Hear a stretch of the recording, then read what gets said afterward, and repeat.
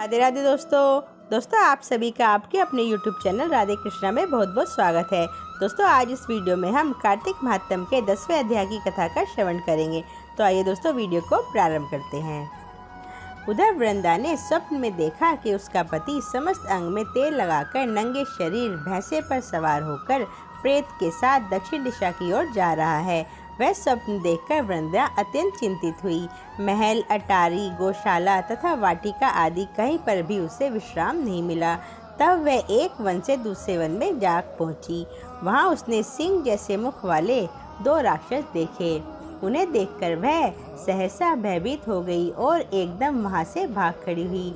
आगे जाकर उसने एक तपस्वी और उसके शिष्य को देखा। उसने अपनी रक्षा की प्रार्थना की। विनय सुनकर मुनि ने अपनी एक हुंकार से उन दोनों राक्षसों को भगा दिया। तत्पश्चात वृंदा ने विनय पूर्वक मुनि से कहा कि हे मुने, मेरे पति जलंधर तथा महादेव का घोर युद्ध हो रहा है। उसमें विजय किसकी होगी, बताने की कृपा करें, क्योंकि आप सर्वज्ञ हैं। वृंदा के वचन सुनकर मुनि ने आकाश की ओर देखा। उसी समय 2 बंदरों ने आकर मुनि को प्रणाम किया और फिर मुनि का संकेत पाकर वे दोनों बंदर वहां से चले गए। उन्हें थोड़ी देर बाद वे दोनों बंदर आकाश की ओर से आए और उन्होंने जलंधर दैत्य का सिर तथा धड़ लाकर पटक दिया। वृंदा अपने पति के मृतक शरीर को देखकर अत्यंत दुखी हुई और विलाप करती हुई पृथ्वी पर मूर्छित होकर गिर गई। मुनि ने कमंडल से वृंदा पर जल छिड़का तो उसमें कुछ चेतना आई। तब वह पुनः विलाप करती हुई मुनि से कहने लगी, हे मुने, जिसने देव, गंधर्व एवं विष्णु सहित तीनों लोकों पर विजय प्राप्त की थी, वह शिव के हाथ से कैसे मारा गया? आप सामर्थ्यवान हैं, अतएव किसी प्रकार मेरे पति को फिर से जीवित कर दीजिए। तब मुनि बोले, हे भद्रे, शिवजी के हाथ से मारे हुए को जीवित करना असंभव है, परंतु फिर भी हम तुम पर कृपा करके इसको जीवित किए देते हैं। इतना कहकर मुनि अंतर्ध्यान हो गए और जलंधर जीवित हो वृंदा के साथ प्रेमलाप करता हुआ आलिंगनवध हो गया। वृंदा भी अपने पति के वेश में विष्णु के साथ उस वन में रमण करती रही, परंतु एक दिन अपने पति के वेश में विष्णु को देखकर अत्यंत क्रोधित हुई और बोली कि तुमने मेरा पतिव्रत धर्म भंग किया है, इसलिए मैं तुम्हें श्राप देती हूँ। निश्चय ही वह कपटी मुनि तुम ही थे और तुमने माया द्वारा जो 2 राक्षस बनाए थे, कालांतर में वही दोनों तुम्हारी स्त्री का अपहरण करेंगे और जो तुम्हारा शिष्य था वही बंदर रूप धरकर तुम्हारी रक्षा करेगा। फिर कहा कि तुम इसी समय शिला पत्थर हो जाओ। नारद जी बोले कि हे राजा पृथु, भगवान विष्णु ने देवताओं तथा अपने भक्तों की मनोरथ सिद्धि के लिए यद्यपि पतिव्रता वृंदा का शील भंग किया, तथापि मन ही मन वे अत्यंत दुखी हुए और बोले, हे वृंदे, तुम्हारे श्राप को ग्रहण करते हुए मैं अवश्य शिला रूप हो जाऊंगा, परंतु तुम भी वृक्ष रूप होकर मुझको प्राप्त होगी। उसी समय वृंदा अपने पति के चरणों का ध्यान करके विष्णु के मना करने पर भी अग्नि में प्रवेश कर गई और विष्णु वृंदा का स्मरण करके उसकी चिता भस्म में लौटने लगे। नारद जी कहते हैं, हे राजा पृथु, उधर युद्ध क्षेत्र में जलंधर दैत्य ने शिवजी को अति बलवान समझकर राक्षसी माया द्वारा पार्वती बनाई और उन्हें मारने लगा। उसकी इस माया को देखकर शिवजी नीचे मुँह कर बैठ गए। यही उचित अवसर जानकर जलंधर ने शिवजी पर अनेक बाणों के प्रहार किए। इस प्रकार शिवजी को संकटग्रस्त देखकर भगवान विष्णु तत्काल प्रकट हुए और उन्होंने राक्षसी माया का शिवजी को बोध कराया। तब सचेत होकर शिवजी ने अत्यंत वेग से दैत्यों पर भयानक बाणों की वर्षा प्रारंभ कर दी, जिससे भयभीत होकर शुंभ और निशुंभ भी युद्ध क्षेत्र से भाग खड़े हुए। तब शिवजी ने उनको श्राप देते हुए कहा, क्योंकि तुम युद्ध क्षेत्र से भागे हो, इसलिए पार्वती के हाथों से मारे जाओगे। उधर जो ही वृंदा का पतिव्रत धर्म भंग हुआ, जलंधर का बल समाप्त हो गया और भगवान विष्णु ने सुदर्शन चक्र अपने तेज सहित शिवजी को दे दिया।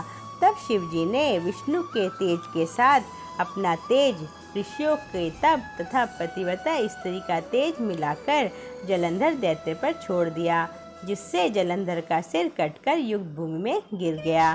सिर और धड़ अलग होते ही जलंधर का तेज शिव जी में तथा वृंदा का तेज पार्वती जी में समा गया।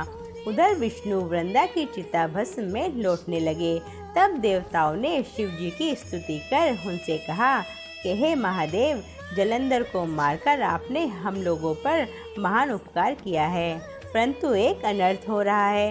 वृंदा के प्रतिव्रत धर्म से मोहित होकर भगवान विष्णु निरंतर उनकी चिता भस्म में लौट रहे हैं, अतः कृपा करके इसके लिए भी कुछ यत्न कीजिए।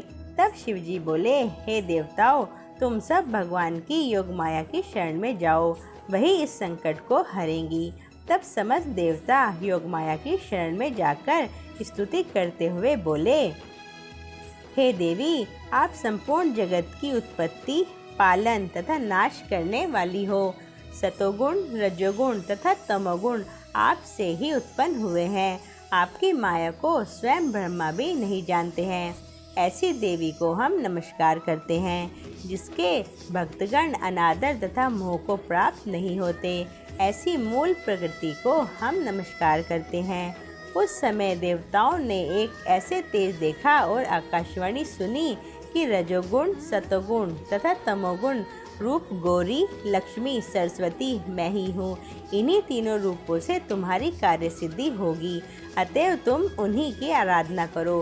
फिर उन तीनों देवियों ने प्रकट होकर 3 बीज देते हुए कहा, इन तीनों बीजों को जहाँ विष्णु हैं बोकर अपना कार्य सिद्ध करो। देवताओं ने तीनों बीज ले जाकर जहाँ वृंदा की चिता भस्म में विष्णु लौट रहे थे जाकर बो दिए। उन तीनों बीज से 3 वृक्ष उत्पन्न हुए। रजोगुण सरस्वती से आंवला, तमोगुण गौरी से तुलसी और सतोगुण लक्ष्मी से मालती हुई। श्री लक्ष्मी जी ने अपना बीज ईर्ष्या युक्त दिया था, इसलिए मालती भगवान की पूजा में निषेध है तथा आंवला और तुलसी भगवान को अति प्रिय है। इस प्रकार वृंदा ने वृक्ष रूप हो भगवान शालिग्राम जी से सहयोग किया। इसी कारण कार्तिक के उद्यापन में भगवान की पूजा तुलसी के मूल में होती है। नारद जी कहते हैं, हे राजा पृथु, जिस घर में तुलसी का वृक्ष होता है उसमें यमदूत कभी नहीं जाते। नर्मदा तथा गंगा जल और तुलसी का पूजन, ये तीनों कार्य एक समान है। मनुष्य चाहे जितना भी पापी क्यों न हो, जिसके प्राण मंजरी सहित निकलते हैं, वह पाप मुक्त हो सीधे वैकुंठ को प्राप्त होता है। जो मनुष्य अपने पितरों का श्राद्ध तुलसी और आंवले की छाया में करता है, उसके पितृगण मोक्ष को प्राप्त हो जाते हैं। जो मनुष्य मंजरी युक्त तुलसी दल तथा आंवले का फल मुख में रखता है, वह साक्षात विष्णु के समान है। जो मनुष्य कार्तिक मास में रुद्राक्ष की माला तथा आंवले की छाया में भोजन करता है, वह धर्म, अर्थ, काम तथा मोक्ष को प्राप्त होता है। हे राजा पृथु, तुलसी और आंवले का महत्तम स्वयं ब्रह्मा जी भी कहने में असमर्थ हैं। जो कोई श्रद्धा भाव से इस कथा को पढ़ता या सुनता है, वह अंत काल में मोक्ष को प्राप्त हो जाता है। इति श्री 10वां अध्याय संपूर्ण।